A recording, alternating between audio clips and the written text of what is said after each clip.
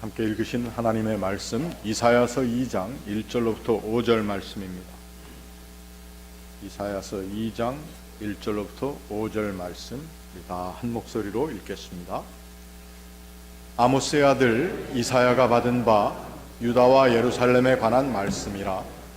말일에 여호와의 전에 산이 모든 산 꼭대기에 굳게 설 것이요 모든 작은 산 위에 뛰어나리니 만방이 그리로 모여들 것이라. 많은 백성이 가며 이르기를 오라 우리가 여호와의 산에 오르며 야곱의 하나님의 전에 이르자. 그가 그의 길을 우리에게 가르치실 것이라. 우리가 그 길로 행하리라 하리니 이는 율법이 시온에서부터 나올 것이요 여호와의 말씀이 예루살렘에서부터 나올 것임이니라. 그가 열방 사이에 판단하시며 많은 백성을 판결하시리니 우리가 그들의 칼을 쳐서 보습을 만들고 그들의 창을 쳐서 낫을 만들 것이며 이 나라와 저 나라가 다시는 칼을 들고 서로 치지 아니하며 다시는 전쟁을 연습하지 아니하리라. 야곱 족속아 오라 우리가 여호와의 빛에 행하자. 아멘. 같이 기도하겠습니다. 하나님 은혜와 사랑을 감사합니다. 우리에게 임마누엘로 다가오시는 주님을 맞는 계절, 또 우리에게 다가오시며 말씀하시는 주의 음성을 듣게 하심을 감사합니다. 하나님의 말씀을 듣고 또 그 말씀 가운데 하나님의 선하신 또 그 인자하신 마음의 뜻을 저희들이 함께 깨달아 알며 그 마음에 합당한 삶을 살도록 우리의 믿음에 더 큰 힘을 주시옵소서. 예수님의 이름으로 기도합니다. 아멘. 이사야 선지자 그 이름은 하나님은 나의 구원이시다 라고 하는 의미입니다. 어떻게 보면은 이름 자체가 나의 구원이라고 하는, 또 하나님은 구원이시다, 이러한 어떻게 보면 개인적인 열망을 표현하는 이름 같지만, 그러나 그는 하나님께서 이스라엘이 가장 어려울 때에 특별히 남과 북이 갈린 가운데에서 북왕국이 잘 나가는 것 같았지만 이제 그 주변에 있는 가장 강대한 나라라고 볼 수 있었던 아수르가 이제 그 지역을 제패해 나가는 가운데 이스라엘은, 북왕국 이스라엘은 어려운 상황에 있었습니다. 물론 그때 어려운 상황이라는 것이 오늘날과도 마찬가지였습니다. 가난해서 무엇이 힘들고 먹을 것이 없어서 어려웠던 것이 아니고, 그 당시 북왕국 주전 8세기의 북왕국과 남왕국 유다는 다 같은 사회적인 경제적인 형편에 있었습니다. 오늘날처럼 빈부의 격차가 컸습니다. 그리고 그 당시에 종교의 지도자들이라고 하는 사람들의 삶의 모습은 그들의 가르치는 것과 사는 것이 일치하지 못했습니다. 그리스도인들이라고 오늘 우리가 말하는 우리들의 삶의 모습이 이 세상에 비춰지는 것과 거진 비슷한 상황에 있었습니다. 잘 사는 북왕국이었지만 이제 그 북왕국 이스라엘은 곧 망하게 되었습니다. 그런데 그 모든 어렵고 힘든 상황 가운데에서 오늘 이사야라고 하는 선지자는 선지자로 부름을 받은 그 이후에 남왕국이라고 하는 유다 땅은 북왕국이 겪는, 또 그들이 눈앞에 닥치고 걱정하고 있는 어려운 현실과는 상관없다고 생각하는 그러한 자리에서 이제 이 이사야서의 1장부터 39장까지의 내용이 쓰여지게 되는 것입니다. 이사야서가 전체 66장으로 되어 있지만 종종 구약 성경을 공부하는 사람들은 이것을 1장부터 39장까지 그리고 40장서부터 66장까지를 나누어서 읽게 됩니다. 왜냐하면 1장부터 39장에 나와 있는 내용의 그 이사야의 메시지는 이스라엘 백성들이 주전 8세기 그때에 일어나는 상황 가운데 예언된 내용이었습니다. 그리고 40장부터 66장까지 되어지는 이야기들은 이미 북왕국 이스라엘은 다 망했고 남왕국 유다도 이제 망하게 되어서 그들이 바벨론이라고 하는 아수르를 대신해서 새롭게 그 패권을 잡은 나라에 다 포로로 끌려가는 포수기에 있던 유다 백성들을 향한 메시지였다라고 하는 것입니다. 물론 왜 한 책에 이렇게 둘로 나뉘어 있는 다른 이사야들이 존재하는가라고 하는 질문도 하겠지만, 오늘 이 강단을 통해서는 그것에 대한 것을 얘기하려고 하는 것이 아니라, 오늘 이 이사야라고 하는 선지자 1장부터 39장까지의 내용의 예언을 한 이 사람의 삶의 상황이라는 것이 바로 남과 북이 갈려있는 상황 가운데, 특별히 북왕국이 어려움을 이제 앞에 두고 있고 남왕국은 그 가운데에서도 어떤 생각을 하였는가, 이제 이 모든 어렵고 복잡한 이 세상의 또 주변 나라와의 문제를 극복하는 것을 이 사람들은 종종 외교적인 어떤 전략적인 지원을 받을 수 있는 그러한 계획을 통해서 평안을 유지할 수 있다고 생각했다라고 하는 것입니다. 저는 성경에 나와 있는 이러한 말씀들을 읽을 때마다 결국 이 말씀이 오늘 우리에게도 하나님의 말씀으로 다가오는 이유는 바로 이 말씀 가운데 있는 모든 상황들이 오늘 우리가 처해 있는 상황과 다를 바가 없다라고 하는 것입니다.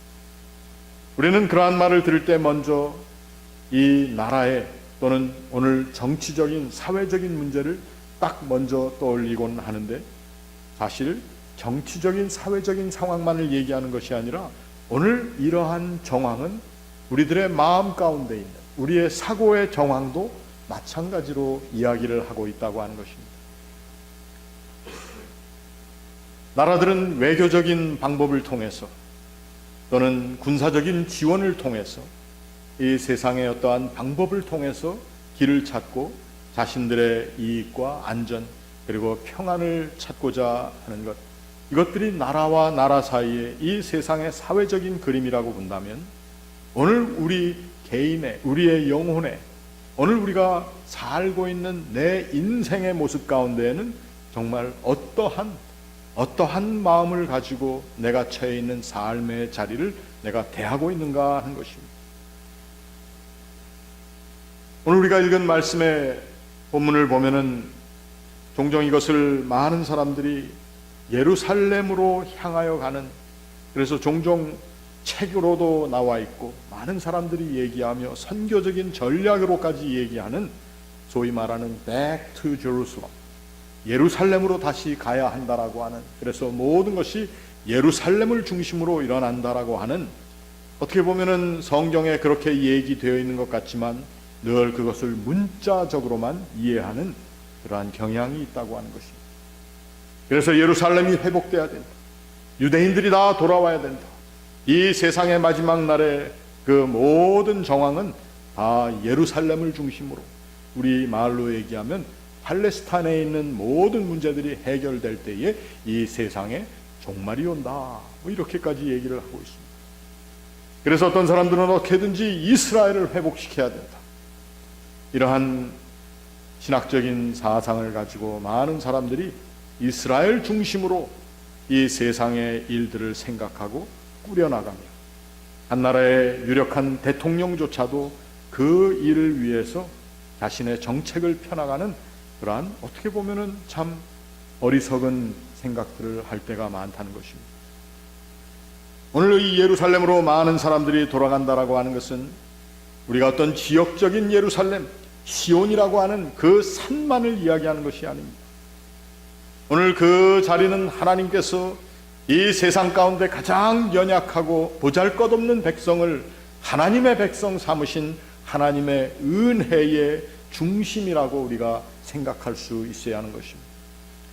이스라엘 백성들이 오늘 우리 생각에는 그들은 뛰어난 민족이다, 그래서 목사님들 가운데도 유대인들의 교육법을 배워야 한다고 하는 그러한 강의를 하고 다니고, 그것이 틀린 것은 아닙니다. 그러나 성경에 나와 있는 이 유대 중심적인 또 예루살렘 중심의 이야기라고 하는 것은 우리가 얘기하는 어떤 민족이나 우리가 얘기하는 특정한 민족과 장소에 극한되는 것이 아니라고 하는 것입니다. 오늘 우리의 삶에 하나님께서 원하시는 회복함을 받아야 하는 예루살렘의 모습이 무엇인가를 우리가 생각을 해야 돼요. 왜 예수께서는 이 대강절 추운 계절, 그리고 보잘것없는 마구간이라고 하는 그 자리에, 또 소외된 자리, 그리고 주변적인 성격을 가진 그 베들레헴의 한 작은 자리에 오셨을까? 우리 믿는 사람들은 이 세상을 살면서 좀 생각해야 할, 여지껏 우리가 생각했던 것과는 좀 다른 방법으로 하나님께서 원하시는 뜻이 무엇인가를 나의 삶에 새롭게 수정하며 사고하는 그러한 법을 우리들이 함께 배우고 노력해야 합니다. 이러한 모든 일 가운데 교회들이 앞장을 서야 합니다. 예루살렘을 중심으로 한다고 하는 그 어떤 민족이나 지역적인 그러한 이해를 통해서 이 세상의 정책들이 또 이 세상에 되어지는 모든 일들이 그러한 식으로 해석이 되고 있는 이 자리에서 우리는 정말 하나님께서 원하시는 우리가 가야 하는 예루살렘, 우리가 정말 우리의 마음 가운데 가장 귀중한 자리로 삼아야 하는 그 시온의 자리가 어디인가를 생각해야 한다. 우리가 읽은 본문 말씀을 한번 보시기를 바랍니다. 특별히 3장 이후에 나오는 말씀을 보면은 4절 말씀에 이렇게 되어 있습니다. 3절 이후 4절 말씀에 이렇게 나와 있습니다. 하나님께서 열방 사이에 판단하시며 많은 백성을 판결하시고, 오늘 우리는 우리의 짧은 생각, 우리의 경험과 또 우리 앞에 무엇이 이익이 될 것인가를 위한 그러한 생각으로 모든 일을 결정하고 모든 일에 나의 선택을 하게 되어 있는 것이 우리의 삶의 모습인데, 우리가 정말 나의 삶의 자리에 하나님께서 판단하시며 또 하나님께서 판결하시는 하나님의 판결이 무엇인가를 두려워하며 그것을 찾아 나서는 삶의 모습, 우리가 그 길을 가는 것이 바로 하나님께서 우리로 하여금 가기 원하시는 길이라고 하는 것입니다. 내 생각에 내가 유익할 것 같아서, 나의 노후가 보장될 것 같아서, 내가 지금 처해 있는 상황 가운데 내가 가장 많이 누릴 것을 찾는 길을, 그것을 위해서 결정을 하고 또 그것을 위해서 판단할 때에 하나님께서는 우리의 마음을 판단하신다는 것. 오늘 본문 말씀에 뭐라고 얘기했습니까? 무리가 그들의 칼을 쳐서 보습을 만들고 그들의 창을 쳐서 낫을 만든다. 뭐 칼과 창과 낫 정도는 알겠는데 여러분, 보습이 뭔지 아십니까? 보습. 어떤 분은 보습이 뭐냐고 물어보니까 화장품 이름 같다고. 그리고 뭐 비슷한 화장품 이름도 있는 것 같아요. 여러분, 칼을 쳐서 보습을 만들고 창을 쳐서 낫을 만드는 삶의 자리가 바로 하나님께서 우리 모두가 가기 원하는 길이며, 그러한 길의 끝이 바로 하나님께서 그 백성들을 모으시고 그 백성들의 삶을 온전케 하시는 하나님의 회복의 지점이 된다고 하는 것입니다. 우리가 잘 알겠지만 칼과 창은 서로를 상해하는 무기입니다. 오늘 우리는 칼과 창뿐만 아니라 총과 대포와 핵무기뿐만 아니라 우리의 삶의 여러 가지 모습에 서로와 서로를 상해하는 그러한 나도 알지 못하면서 들고 다니는 무기들이 온 인류 가운데 있다고 하는 것입니다.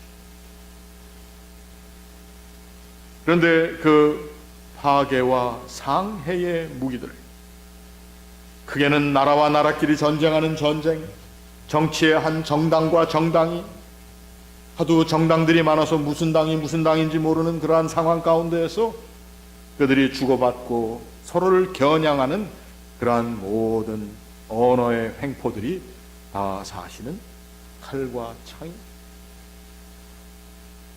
또한 칼과 창과 본문의 방패까지는 나와 있지 않지만 그것을 어떻게든지 막아보겠다고 하며 더 크고 무겁고 튼튼한 것으로 만드는 공격력 무기뿐만 아니라 방어용 그러한 방패들까지도 오늘 우리는 깊이 또 우리의 삶에 만들어 나가고 있다고 하는 것입니다.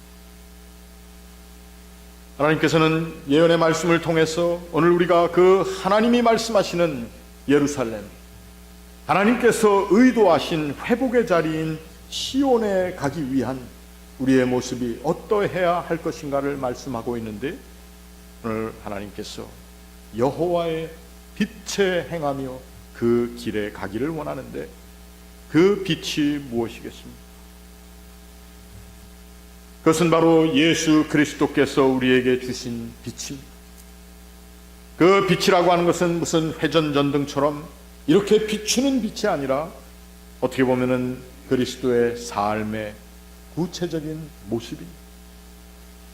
예수께서 우리에게 오셔서 어떠한 삶을 사셨는가를 다시 한번 새롭게 생각하는 계절이 이 대강절. 이 대강절이라고 하는 계절은 그 예수 그리스도를 기다리는 기다림 가운데 나의 삶의 모습을 다시 한번 그분이 오셔서 함께 지나실 만한 그러한 마국간에 있는 말구요의 자리인지, 또 그분을 모셔드릴 수 있을 드실 만한 모셔드릴 만한 정말 회개한 삭개와 같은 사람의 마음의 자리인지, 그분의 삶에 우리의 삶도 한번 맞추어 나가는 일을 하는 것이 바로 그리스도의 빛에 행하는 삶의 모습이라고 하는 것입니다. 도저히 죄로 인해서 화해할 수 없었던 하나님과 사람 사이의 길을 화해해 놓으신 예수 그리스도의 삶이 정말 나도 그것을 조금이라도 닮아갈 수 있겠는가? 내가 화해 역할을 하는 사람으로 살고 있는가? 아니면 나 자신이 분멸과 갈등의 중심에 서 있는 존재로 사는가? 우리 자신을 한번 심각하게 반성하고 우리의 자신의 모습을 드러내어 놓는 그것이 바로 빛에 행하는 삶. 그 삶을 위해서 필요한 것을 오늘 구체적으로 칼을 부수어서 보습을 만들고 창을 쳐서 낫을 만든다. 여러분, 제가 아직까지 보습이 뭔지 얘기를 안 해드렸어요. 보습이 뭡니까? 보습이 뭐죠? 쟁기나래. 완전 우리 고유 한국말로 답이 나왔습니다. 그 쟁기나래라고 하는 것은 뭘 얘기합니까? 왜 그것이 필요합니까? 갈아엎어야 되니까. 왜 갈아엎습니까? 오늘 우리 홍순관 집사님 말씀하신 거 정말 땅이 숨을 쉬어야 되죠. 숨을 쉬어야지 거기에 씨앗이 들어가도 그 생명력을 낼 수 있는 것이 바로 이 보습이 필요한 이유라는 것이죠. 낫이라고 하는 것은 물론 열매를 거두는 이삭을 자르고 또 여러 가지 필요한 것들을 잘라내는 수확의 대표적인 것이라고 본다면, 이 보습이라고 표현된 이 도구는 우리가 땅을 갈아엎고 또 씨가 뿌려질 수 있도록 땅이 숨을 쉴 수 있는 자리에 가도록 하는 것이 바로 보습입니다. 칼이라고 하는 것은 어떻게 보면은 굉장히 날카로운 절단의 기능을 하는 것이 딱 자르는, 물론 사무적이고 분명하고 좋죠. 하나님께서 우리를 사무적으로 분명하게 잘라내기 시작하셨다면 여기 말씀 전하고 있는 저도 이 세상에 없었고 여러분들 중에 여기 앉아있을 분들이 별로 없을 겁니다. 하나님께서는 하나님의 마음의 표현을 우리에게 이렇게 해주셨습니다. 우리가 그 빛으로 행하는, 그리고 하나님의 회복의 자리를 향하여 걸어가는 삶에 필요한 것은 칼과 창이 아닙니다. 여기에 보습과 낫이 필요합니다. 우리가 알기, 이해하기 힘든 단어로 표현된 이 보습이라고 하는 쟁기, 그 쟁기 나라의 모습을 우리들이 다 지니며 살아가는 것이 바로 하나님의 빛, 그리고 시온이 회복되는 하나님의 계획하신 목적을 이루어드리는 삶의 자리에 나아가는 우리의 모습이 되어야 한다라고 하는 것입니다. 여러분 어떻습니까? 내가 서로와 서로를 대하며 주의 교회를 섬기며 이 세상을 바라보며 하나님 앞에 기도하는 나의 마음이 어떠한 마음이었습니까? 우리가 지난번에 이루어졌던 미국에서의 선거, 또 한국에서 일어나고 있는 이 모든 상황 가운데 우리는 종종 어떤 마음을 품기 쉽습니까? 우리들도 칼과 창이 되고, 또 우리들 스스로도 서로와 서로를 판단하게 되고, 또 우리가 이 모든 일들 가운데 자기 방어만을 위한, 그저 나 혼자 편히 살겠다라고 하는 종종 무관심한 모습으로 살 때도 많이 있어서 우리의 기도의 제목들 가운데 우리를 향한 우리 조국을 향한 마음과 내가 발붙이고 살고 있는 이 땅에서 되어지는 현실에 대해서 우리가 제대로 하나님 앞에 말씀드리지 못할 때도 있다고 합니다. 결국 우리는 우리 자신만을 위해서 살고 우리 자신을 보호하고 내 것을 챙기려고 하는 그러한 칼과 창을 든 사람으로의 모습으로 살 때가 너무도 많았다고 하는 것입니다. 이러한 모습으로 사는 사람들 삶에는 하나님께서 원하시는 예루살렘의 회복, 시온의 대로를 갈 수 있는 길이 막힐 수밖에 없다는 것입니다. 오늘 우리는 이 대강절을 맞으면서 하나님 앞에 내가 지니고 있었던 칼과 창의 모습들을 한번 점검할 수 있기를 바랍니다. 그리고 이 칼과 창을 쳐서 보습을 만들고 낫을 만들 것이라고 말씀하신 하나님께서 주신 이 예언의 말씀이 나의 삶 가운데 성취되기 시작하는 가능성과 그 진행을 바라볼 수 있기를 바랍니다. 이것을 바라보지 못할 바에야 그저 금년 한 해 대강절도 그저 크리스마스를 위한 하나의 4주 전에 시작되는 일 정도로 생각할 수밖에 없습니다. 오늘 하나님 앞에 예배하며 나온 여러분 모두에게 오늘 하나님께서 말씀하시는 그 빛의 길을 갈 수 있는 새로운 발걸음, 그리고 우리의 마음을 점검하는 새로운 다짐이 있기를 축원합니다.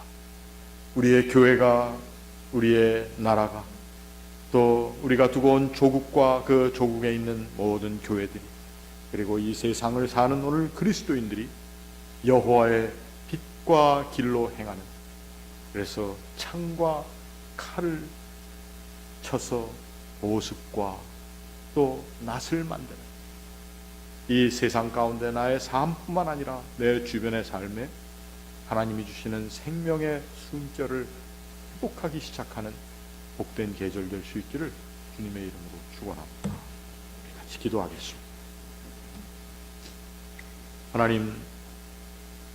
하나님께서 주시는 우리 인생의 모든 길 가운데 특별히 하나님의 기뻐하시는 빛의 길을 저희들이 갈 수 있기를 원합니다. 이 세상에 있는 모든 칼과 창뿐만 아니라 내 마음 가운데 숨겨져 있는 칼과 창을 이 시간 다 쳐내려 그것으로 하나님의 생명력이 공급될 수 있는 삶의 거룩한 땅이, 또 그 지경들이 다 갈아엎어지며 경작되며 하나님께서 기뻐하시는 생명의 열매들이 맺혀질 수 있는 그러한 삶이 되게 하여 주시옵소서. 예수님의 이름으로 기도하옵나이다.